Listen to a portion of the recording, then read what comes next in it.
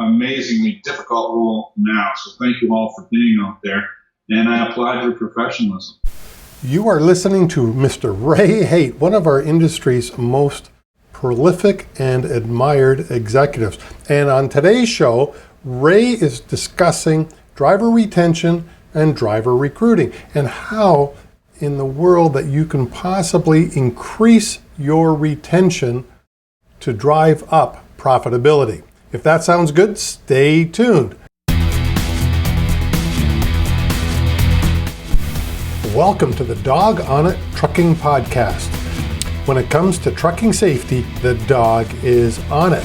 Well, what do we do on this show? I get to talk to some of the most influential trucking executives in our industry so that we can pick up new tips and tricks to use in our everyday businesses. So with that, let's get on with the show.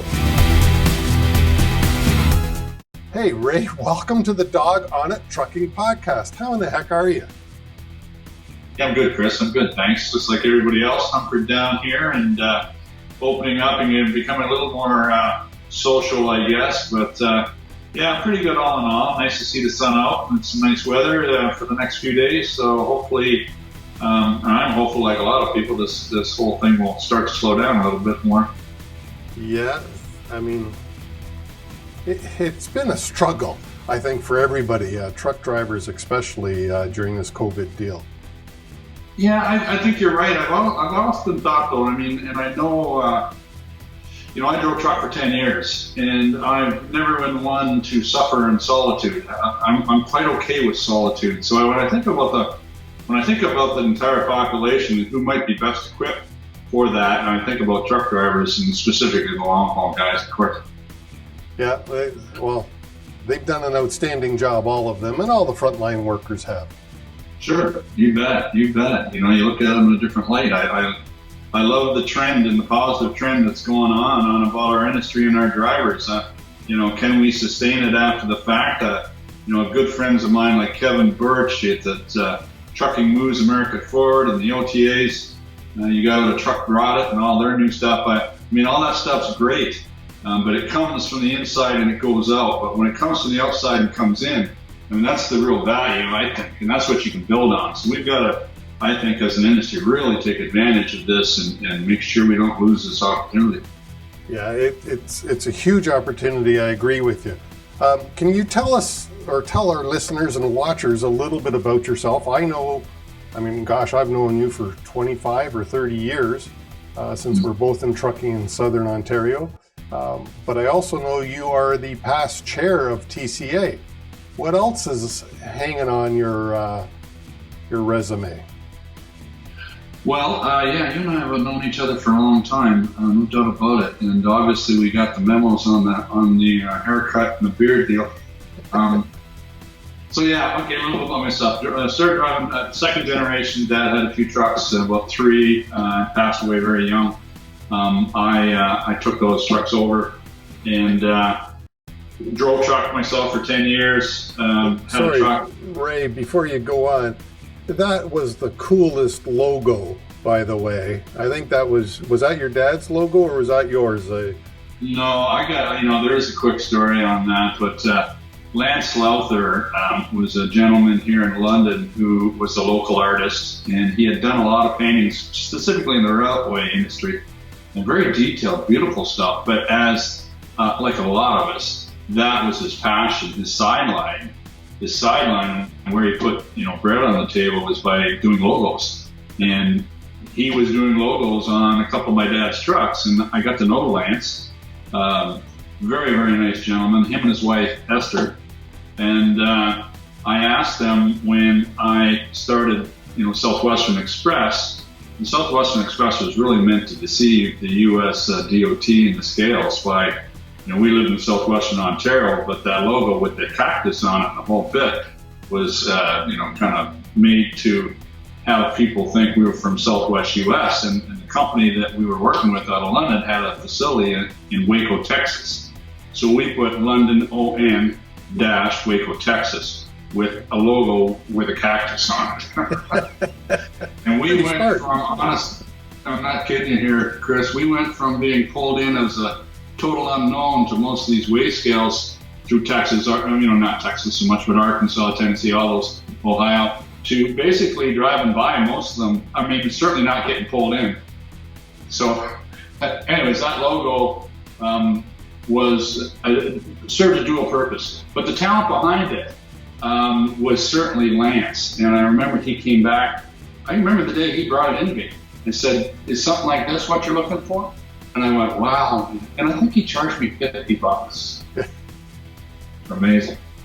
Yeah, so anyways, I drove truck for 10 years, started a small company after, I'm a poster child for what might be the driver shortage. My dad was gone all the time. I come from a moving family with granddad he was actually an engineer on New York Central, and my uncle was an engineer in CN, and my dad was, a brakeman, and then he got sick of that and started driving trucks. So, but he was gone most of the time when I was growing up. So when my kids came along, I decided that I didn't want to miss them growing up. So my wife and I kind of stuck our necks out, my wife Connie, and we started a small company called Southwestern Express in London, Ontario, and got that going up to about 50 trucks, and then was approached by McKinnon Transport out of Guelph, Evan and Bill McKinnon, and ended up moving down to their facility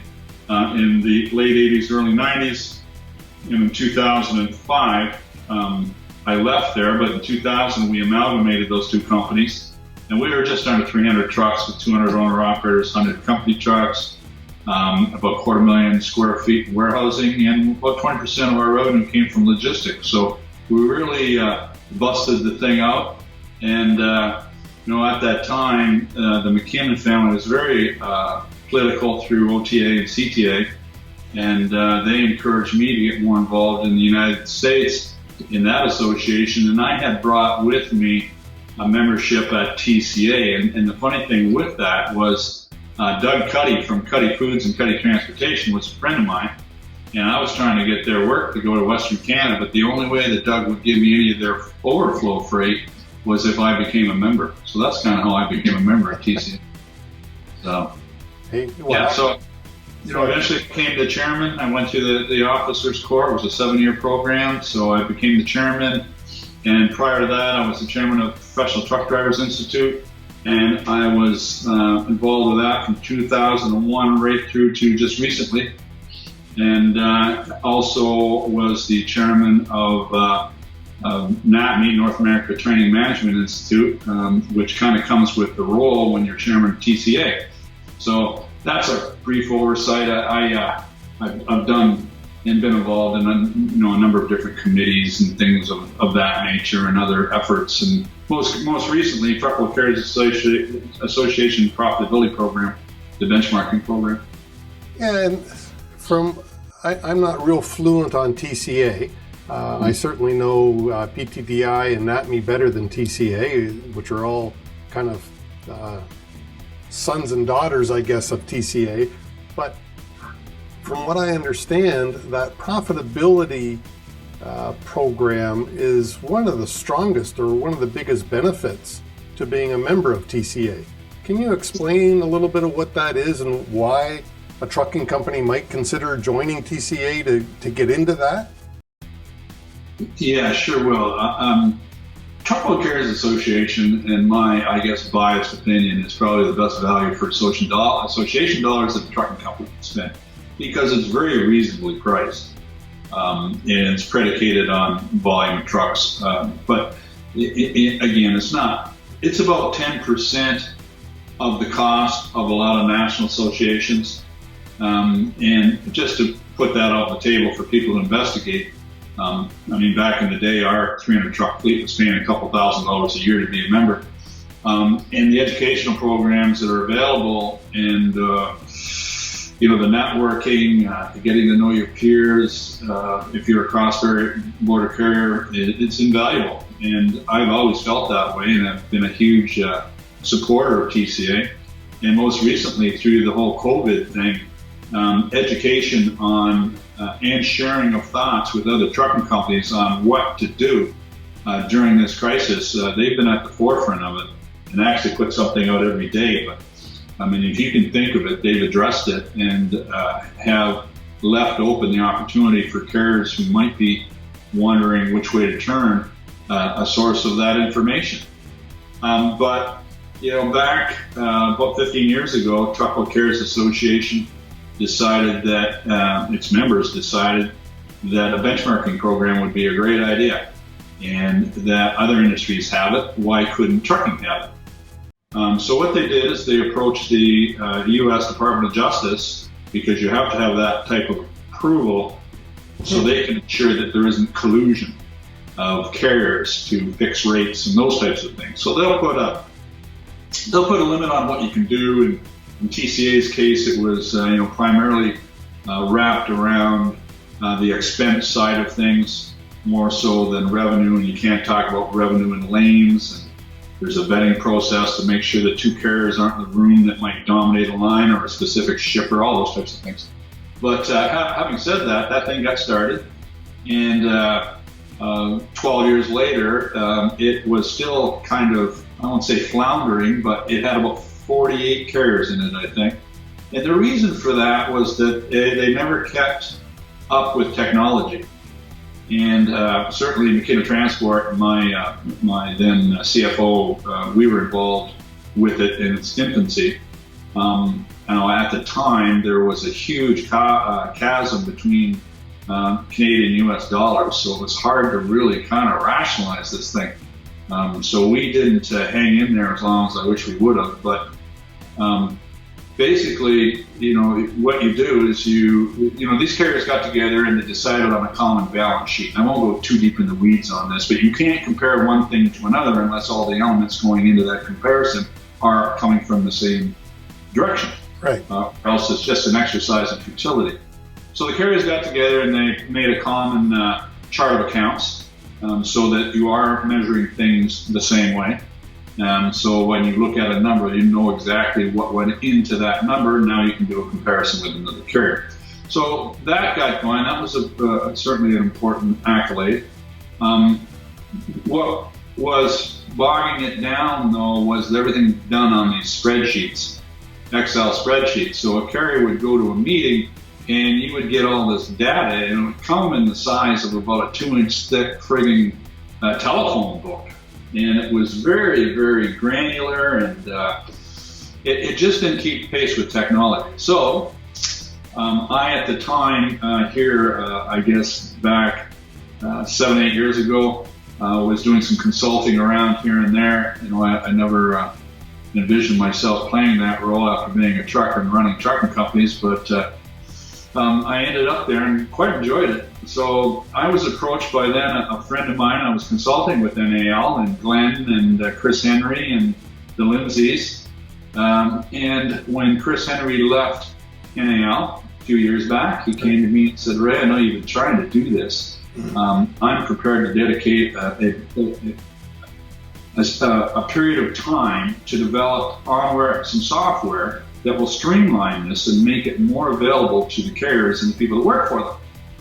So Chris, who is as sharp as you're going to find, set about building this software, and it's called TCA Engage. Now, its original name was Stack Up, and that's the name of the company that he and I own.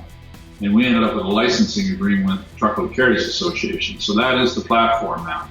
So what that allows carriers to do, any carrier, there's like 531 data points, which sounds like it's excruciating, but you don't have to do them all at once. You can start fairly simple. So a carrier could go online, for instance, and measure their fuel costs compared to a competitor or a group of competitors, your driving costs as a portion or percentage of gross revenue. You can do all of these things and slowly build up to a certain number. Now, you can do that all online. You don't have to, it's really phase one of it. So you can go on, as long as there's 5 carriers, this is the DOJ restriction, then you can look at that composite of carriers and see where you add up, which is invaluable if you're running a trucking company or even if you're an owner-operator. You don't know what you don't know. Yeah. You might think you're very good on your maintenance costs. And then you go and look and you compare yourself to light-sized carrier in your geographic region hauling van or whatever you're doing and find out, you know what, I'm off 10%. Well, being off 10% on fuel costs can be the difference of profit and loss. But you can do that in every piece of your business. And you can do it online. And then after you get acclimated to that and you feel good about it, then you can move from there to phase 2, which is to become active in a ongoing benchmarking program, which is a group of carriers that you compare yourself. You meet typically before all this, you would meet one-on-one at least twice a year, and you would talk about these numbers and how did you get to that number? What magic sauce do you have that I don't have because you're much better than I am? So you can have those conversations. And then, they have a lot of things that spur off of that. One is called best practices, which I just love, where every carrier brings the best idea that they've bumped into in previous 6 months. And these companies are the best of the best, and they continue to improve. Right. And I would assume, and you can talk about this, I would imagine one of those best practices is retention and recruiting that you talk about. Because I know you've developed a program that's available through TCA that talks or trains how to improve your retention program, because you say that you had a company that had 120% turnover at one point. Yeah, that's true.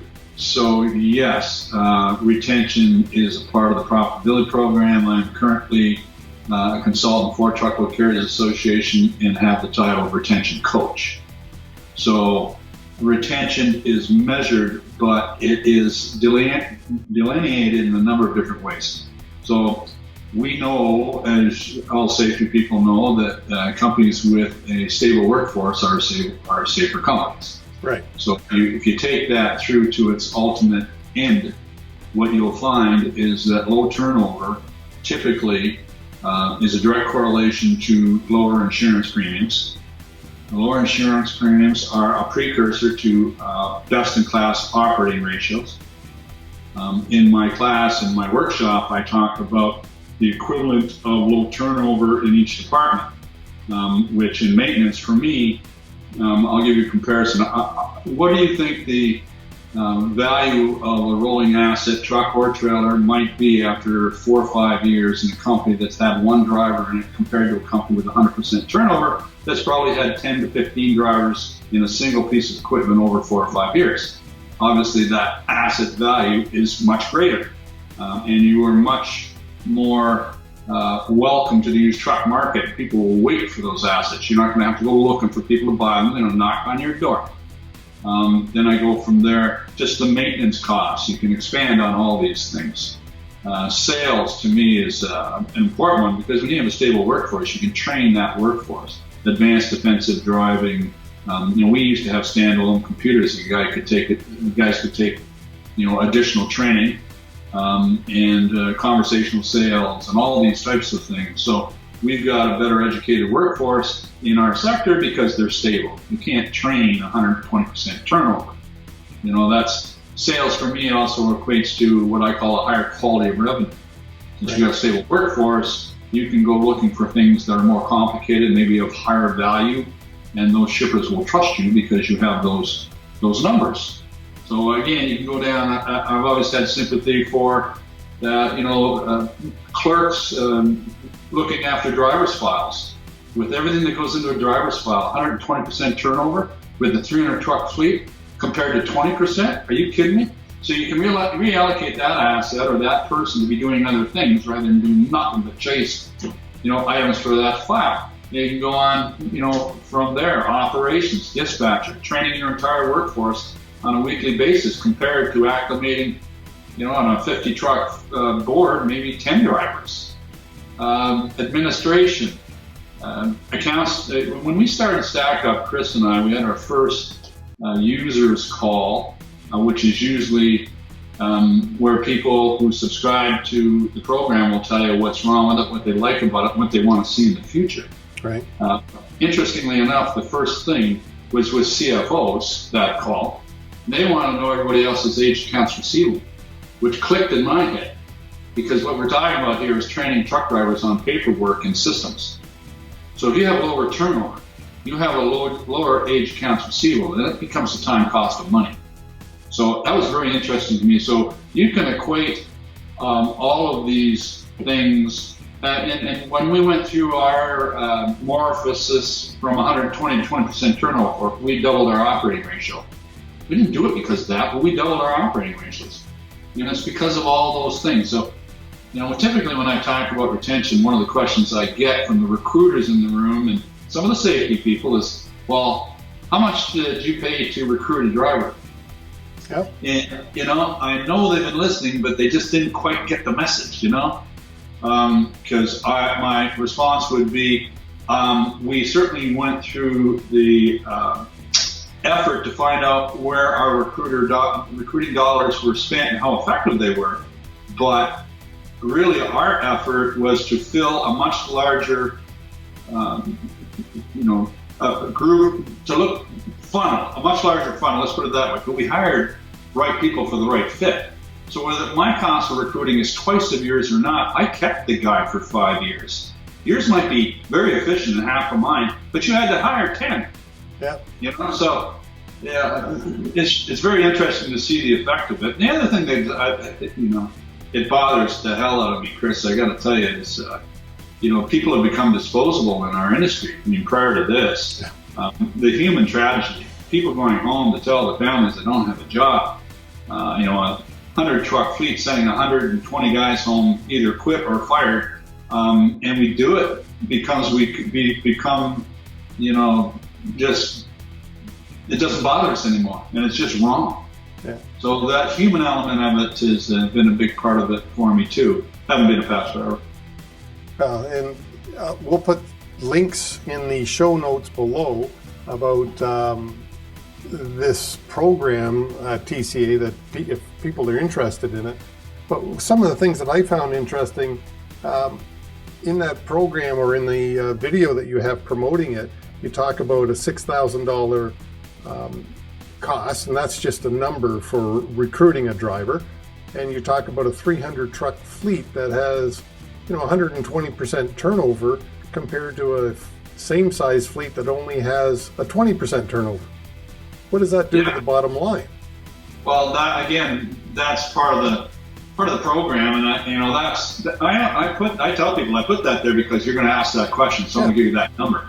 But that is granular really to where the money is. When you look at each department and the inefficiency that is there, that number that you just mentioned pales in comparison. It really does. It doesn't add up.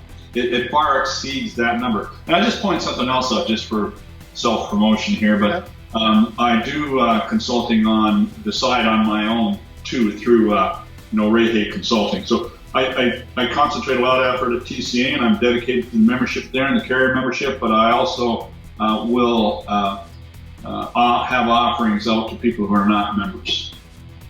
Yeah, and I mean, that's awesome, because I don't know of many talents here in Southern Ontario with the experience and the wide variety of experience that you have.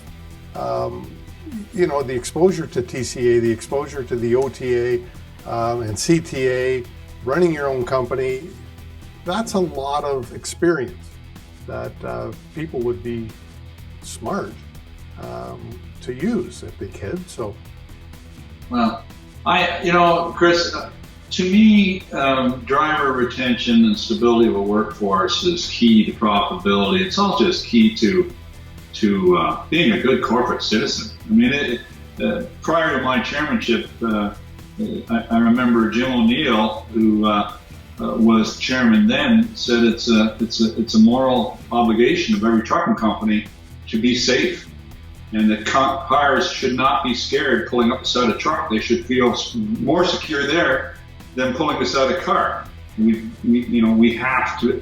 That's got to be a cornerstone moving forward.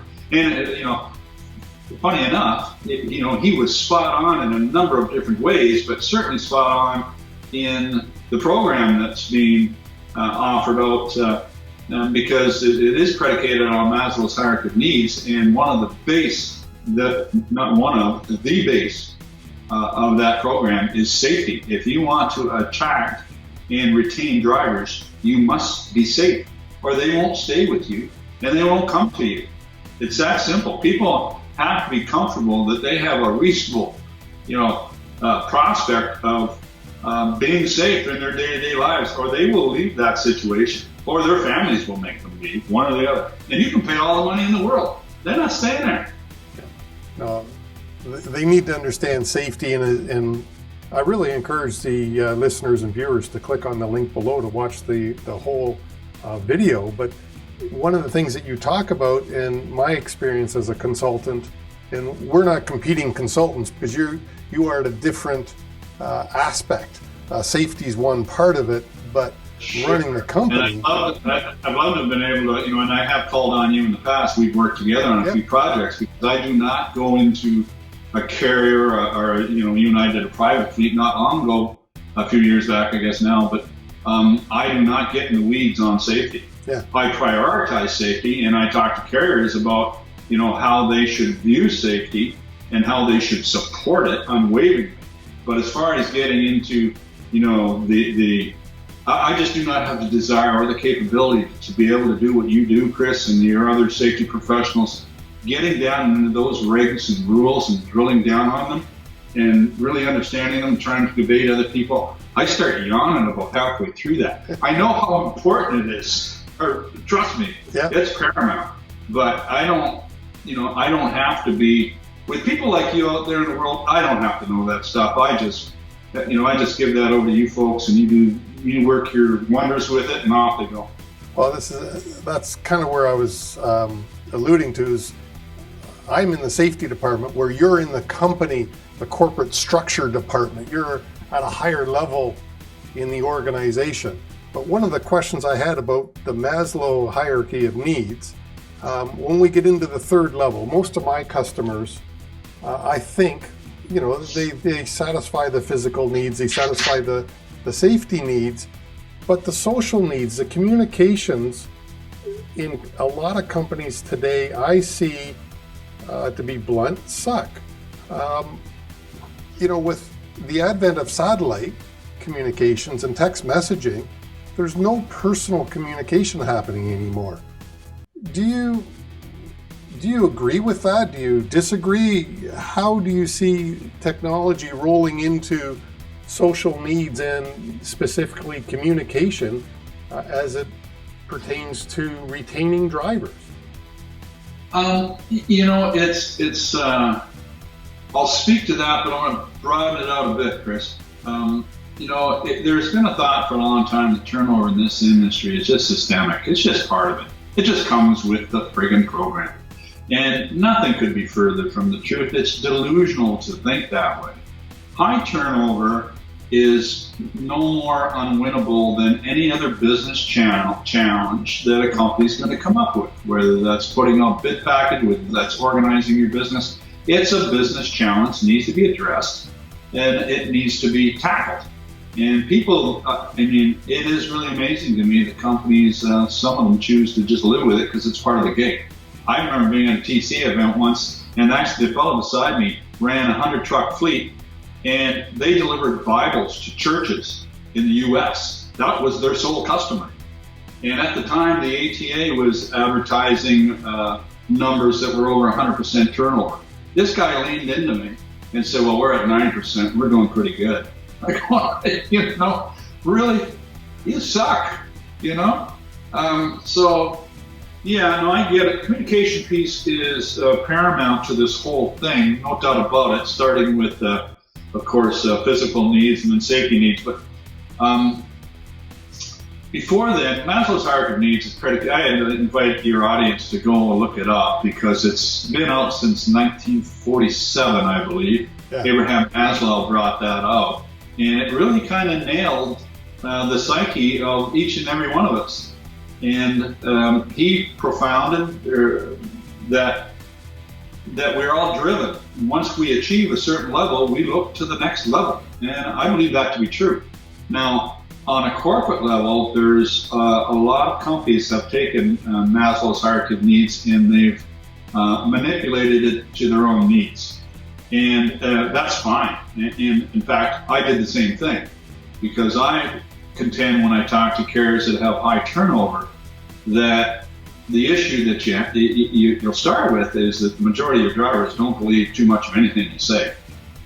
So unless you've got a firm foundation, then you can communicate all you want, tell them, you can blow smoke up where all day long, tell them how great they are, but if they don't believe what you're saying, it doesn't mean nothing.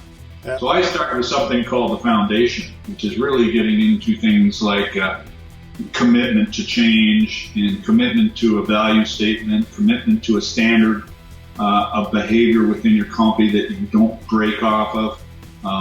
I believe truck drivers are from Missouri. Don't tell them what you're going to do. Just do it, and they'll see it. I love the London, Ontario Police Department have this, and I've used it a number of times. I always give them credit, but on the side of the cars it says deeds, not words. And to me, you start there, and then you go up there. But the communication thing, and you're absolutely right. I mean, these things, there's been a push on my program recently with carrier members at TCA, and a number of the questions that I come in is, how long will this take? How much does this cost? All these, like if you're high turnover, low turnover is a journey. And it's a journey that you're going to be on for years and years, but you won't even know you're on that journey once you get it down to where you want it, because it's now all of a sudden going to work is fun.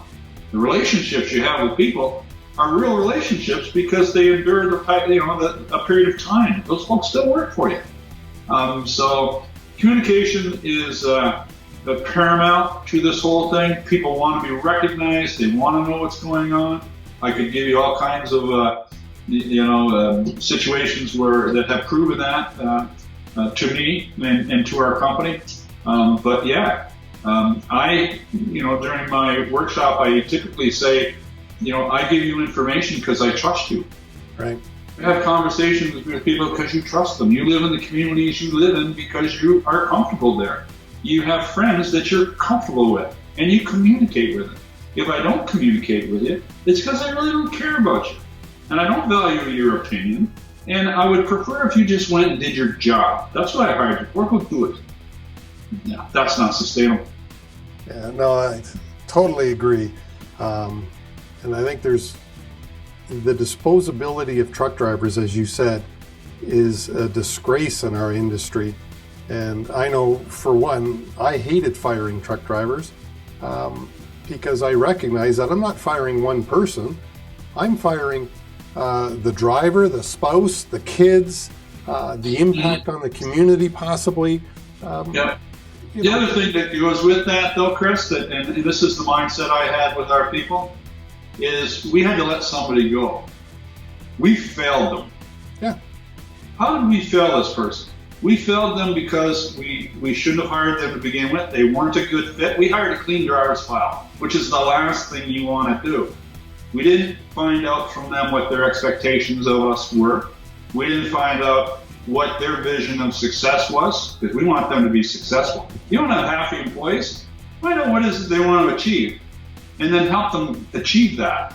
You'll own them. They're not going anywhere. So I looked at those things as, we failed this person, how do we do it? Yeah, absolutely. So Ray, to be respectful of your time, I'd like to just start closing this down. So a couple of things that we talked about: engage through TCA, the measuring fleet program. How do you say it correctly? Well, it's kind of long. It's TCA TPP Engage, but it's Truckload Carriers Association Truckload Profitability Program Engage, okay, which is primarily there to engage your staff. So, I mean, that's a huge benefit to being a member. The other thing that I would encourage listeners and watchers to explore is the TCA's retention program. And on the show today is the TCA Retention Coach. So, anything, do you want to speak just before we wrap up, either or and about NATME and PTDI? Okay, yeah, I've been fortunate enough to be involved in both of those organizations and was the chairman of both of them at one time. Certainly, Professional Truck Drivers Institute has come a long way, and it has been mentioned many times in FMCSA's rulemaking, and it's been the platform for myself and Kim Richardson and another gentleman through the apprenticeship program in Ontario is predicated on TTDI.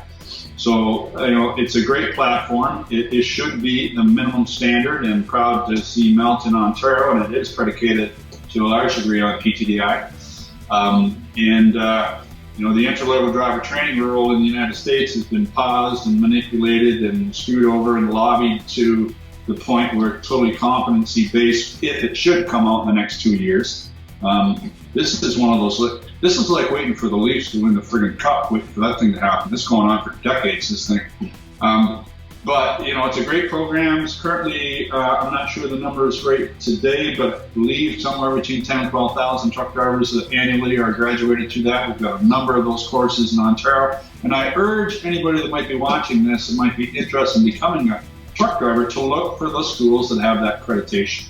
Then you will be insured with a minimum standard of training that will touch on everything you will need to get you started on a successful career. The worst thing that you want to do, anybody watching this who's thinking of getting into this career, is to price shop training.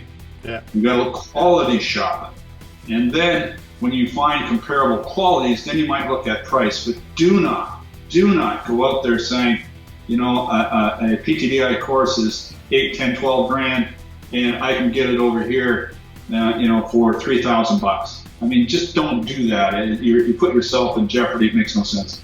That NATME, I just think the world of NATME, and was the chairman of that 2008, 2009, and had been involved with it prior to that. But the accreditations that they offer for those trucking companies that are listening include, certified director of safety and safety assistance, certified director of maintenance, and these accreditations are amazing to me because they equate to some upfront cost and time of your people. At the back end, you will be much more profitable. The maintenance side will, have that individual draft a maintenance program that they'll have to adhere to. It'll make them trend the common breakdown elements and submit to NATME what they're going to do to correct those things, just so that individual can keep their accreditation. And Chris, you're an instructor at NATME on the safety side of things. The value of this and the experience. And not, to me, the other part of this, because this is just the way I am as a human being, but the sharing of knowledge and the issues that you can share with your peers, yep, that you have maybe been frustrated with, that they may have experienced. Safety and around, to me. I mean, I love being with the folks that are involved in all these things because there's passion there. I mean, if you ever get sick of this industry and say, I've had enough of this crap, get around that group for any limited amount of time and you will be reinvigorated about the quality of the people and the people's intent that are involved in those things. Well, I think that goes to almost any association within our industry. If you're getting a little bit down, well, hang around with some of the key people at OTA, because those are the passionate people at CTA, at truckload carriers, at NATME. I mean, we all have, you are who you associate with. And if you decide to associate with people that have negative attitudes, then that's how my attitude's going to be. But I choose to associate with people like you, Ray. Well, I appreciate that, Chris, and I do so too. I just point out to you that, ATA, OTA, CTA, all these associations, they don't do a very good job at telling people the things that they fend off. And they're expensive to join. It costs a lot of money, but it's very expensive to live in Ottawa, to live in DC, and to lobby against people who don't understand our industry but have been given some power and some authority The next thing you know, we get some ridiculous legislations coming down the pipe, and somebody's got to be, at the forefront of that and be trying to fend those things off. So, a lot of those associations, they have that as their priority, and thank goodness they do. Yep. Now, TCA, Truckload Carriers Association, has recently got in the advocacy wing too, because they didn't see really a national association in the U.S. that was specific to a truckload carrier. So they've got into that, and they've been very successful at it. But still, their strength is education, it's profitability of their carriers, it's bringing them up to speed, it's being a conduit from carrier to carrier. I've been involved with TCA since mid-'80s. The value amongst all those things, it has been the lifelong friendships. When I was running a carrier, to pick a phone up and say, hey, I'm stuck at a scale somewhere, or hey, I need somebody to get under a load for me. This thing's got to, and just the learning piece. I do a big piece in the program called mentoring. Well, I got that from Kevin Birch.